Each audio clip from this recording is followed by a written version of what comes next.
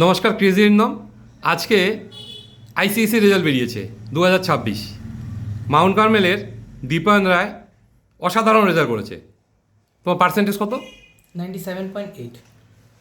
দীপায়ন ভবিষ্যতে অঙ্ক নিয়ে পড়তে চায়, মানে আইআইটিতে যেতে চায়। আজকে দীপায়নের বাড়িতে দীপায়নের এই সফলতা আমাদের ধূপগুড়ি গর্ব। আজকে দীপায়নের মুখে শুনবো তোমারা ইয়ে সাকসেস কা রাজ কি হয়, তোমার যে সাকসেস, এই এত ভালো নাম্বার, এটা কিভাবে সম্ভব হলো?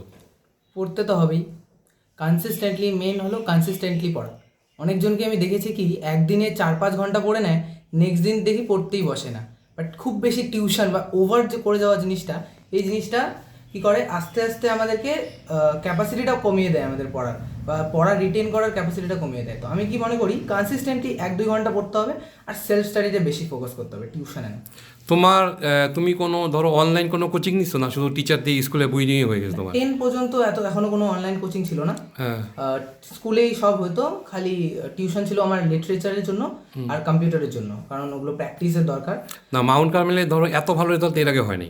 না। মানে আমি ফাদারের সাথেও যা জানলাম আর কি, যে অসাধারণ রেজাল্ট। যেহেতু মানে এইটা কি তুমি কি জানতা হবেই, মানে এরকম একটা পাবা, এইটা কি তোমার মানে একটা কনফিডেন্স আগের থেকে ছিল? হ্যাঁ, আমার এক্সপেক্টেড ছিল যে আমি 98-এর একটু বেশি হয়তো পেতে পারি, কিন্তু এবার যতটা বুঝছি যে অনেকজনই এক্সপেক্টেড থেকে কম পেয়েছে, তো আমিও 2-3 মার্কস কম পেয়েছি অবশ্য।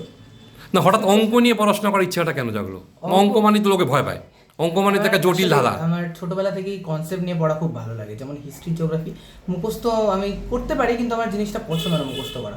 আমি চাই ফিজিক্স নিয়ে পড়তে, আসলে ফিজিক্স নিয়ে আমি কম্পিটিশনাল ম্যাথামেটিক্সের লাইনে পড়তে চাই। মানে তারপরে তোমার আইআইটির দিকে যাওয়ার ইচ্ছা না? এই যে স্বপ্নটা, এটা কীভাবে আসলো?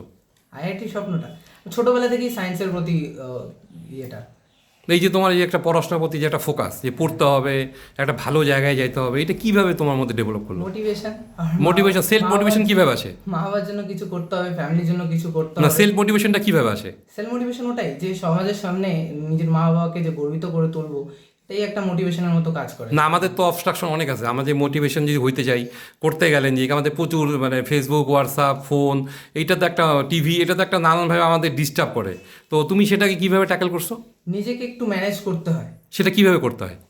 কীভাবে করতে হয়, পড়াশোনার সময় যদি বিশেষভাবে আপনি দেখছেন যে মোবাইলের দিকে যাচ্ছে, আপনার ধ্যানটা যাচ্ছে, মোবাইলটাকে দূরে রেখে দেবেন বা সাইলেন্ট করে দিয়ে এয়ারপ্লেন মোড চালু করে দূরে রেখে দেবেন। কারণ যখনই নোটিফিকেশান বা কিছু হয়, আমাদের ধ্যানটা বেশিরভাগ দিকে মোবাইলের কাছেই যায়। মোবাইলটা কাছে থাকলে হাত সেদিকেই বেরোয়, মোবাইলটা নিতে ইচ্ছে করে। আগামী দিনে তুমি নিশ্চয়ই একটা বড় জায়গায় যেতে চাও। তো যেটা হচ্ছে যে আগামী বছরও তো অনেকে বিভিন্ন জায়গায় পরীক্ষাগুলো দিবে, ক্লাস 10-এর পরীক্ষা আসবে। তো সেই জায়গায় মানে যারা পরীক্ষাটা দিবে তাদের ক্ষেত্রে তোমার কী পরামর্শ? তাদেরকে আমি সেটাই বলবো যে ওভারডু না করতে। অনেকজনকে দেখেছি আমি পিওয়াইকিউ করে, কোশ্চেন ব্যাংক নিয়ে নেয়, পরে গিয়ে সেগুলো সলভ করতে পারে না। আমি বলবো কি, আইসিএসসি পুরোটাই সিলেবাস কনসাইজ। ও আমাদেরকে যেই বইটা দেওয়া হয় ওখান থেকেই সব রকমের কোশ্চেন আসে। তো ওরা যদি ওই বইটাকে একদম থরলি পড়ে নেয়, তাহলে সেখান থেকেই তারা 95%-এর উপরে কোশ্চেন অ্যান্সার একদম কারেক্টলি দিতে পারবে। না, অনেকে যেমন ক্লাস 10-এ পড়ে আবার আইসিএসসি থেকে অনেকে সিবিএসসি বোর্ডে ট্রান্সফার হয়, তোমার কি চিন্তাধারা? না, আমার তেমন কোনো ইয়ে নেই। মানে তুমি ধূপগুড়িতে পড়াশোনা করবা? হ্যাঁ, আমি আইসিএসসি থাকতে চাই। কারণ আইসিএসসি যে ইয়েটা দেয় আমাদেরকে ইংলিশের প্রতি, ইংলিশটা আমাদেরকে আপলিফট করে আইসিএসসিতে। সিবিএসসিতে আমি দেখেছি সিবিএসসিও ভালো, কিন্তু সিবিএসসিতে ইংলিশের প্রতি তেমন একটা ফোকাস নেই। আইসিএসসি হলো ইংলিশের উপর অনেকটা ফোকাস। আমাদেরকে ড্রামা পড়ানো হয়, উইলিয়াম শেক্সপিয়ারের জুলিয়াস সিজার পড়ানো হয়েছিল 10-এ, এবার আরেকটি ড্রামা আছে। তো আমাদের ইংলিশ স্পিকিং স্কিলটা খুব ভালো হয়ে যায়। তোমার সঙ্গে কথা বলে তো খুবই ভালো লাগলো। সেটা হচ্ছে আমরা তো চাই, আমি গত 8-10 বছর ধরে এই ভিডিওগুলো করি, তোমাদের মতো ছেলেদের তারা অনেক বড় বড় জায়গায় চলে গেছে। কিন্তু তুমি যে বড় জায়গায় যদি যাও, যেমন বিশাল এখান থেকে আইআইটি ইয়েতে গেছে, বোম্বেতে গেছে আর কি। তো ওর তো খুব কনফিডেন্স ছিল। ক্লাস 10-এও ইন্টারভিউ করছিলাম, 12-ও করছিলাম, এখন বোম্বে আইআইটিতে আছে। তো নিজের জায়গার প্রতি তোমার কী দায়বদ্ধতা আছে? তুমি তো ডকুমেন্ট একটা প্রত্যন্ত এলাকার থেকে উঠে আসছো।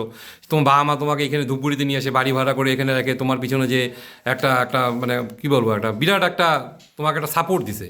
তো আগামী দিনে তোমার ধূপগুড়ির প্রতি কিংবা তোমার জায়গার প্রতি তোমার কী দায়বদ্ধতা আছে? অবশ্যই চাইবো যে আমার যদি নাম হয়, তাহলে তো আমার জায়গারও নাম হবে।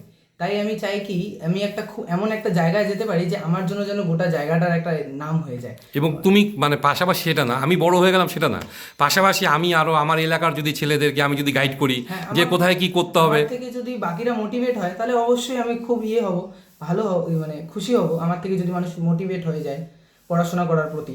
আমাকে দেখে যদি ওরা ভাবে যে হ্যাঁ ও এত নাম্বার পেয়েছে, আমাকেও অত নাম্বার পেতে হবে যদি আমাকে সফল হতে হয়, তাহলে অবশ্যই আমি খুশি হব। অভিষেকের সঙ্গে কথা বললাম, অভিষেক একটু লম্বা রেসের ঘোড়া, 11-12 একটা জার্নি, এই জায়গাটাও একটা ভালো ফোকাস রাখতে হবে, কনসিস্টেন্সি রাখতে হবে, পেশেন্স রাখতে হবে, সেখানে একটা বড় রেজাল্টের ব্যাপার থাকবে। তো তোমার সামনে 2 বছর খুব ক্রুশাল টাইম, সেটাকে কমপ্লিট করো। কারণ এখন মাধ্যমিক কী বলে ক্লাস 10 নিয়ে কেউ ভাবে না, 12 নিয়ে ভাবে না, পরবর্তী আফটার 12-এর পরে কোথায় যাব। কারণ বহু ছেলেকে তো দেখলাম মানে একটা জায়গার পর হারিয়ে যায়। কিন্তু আমার যেটা মনে হচ্ছে তুমি খুব লম্বা রেসে ঘোড়া, তোমার দীর্ঘায়ু কামনা করি। এবং অভিষেক আমাদের মাউন্ট কালামের গর্ব, ধূপগুড়ির গর্ব, ডাউকুমারির গর্ব। ধন্যবাদ।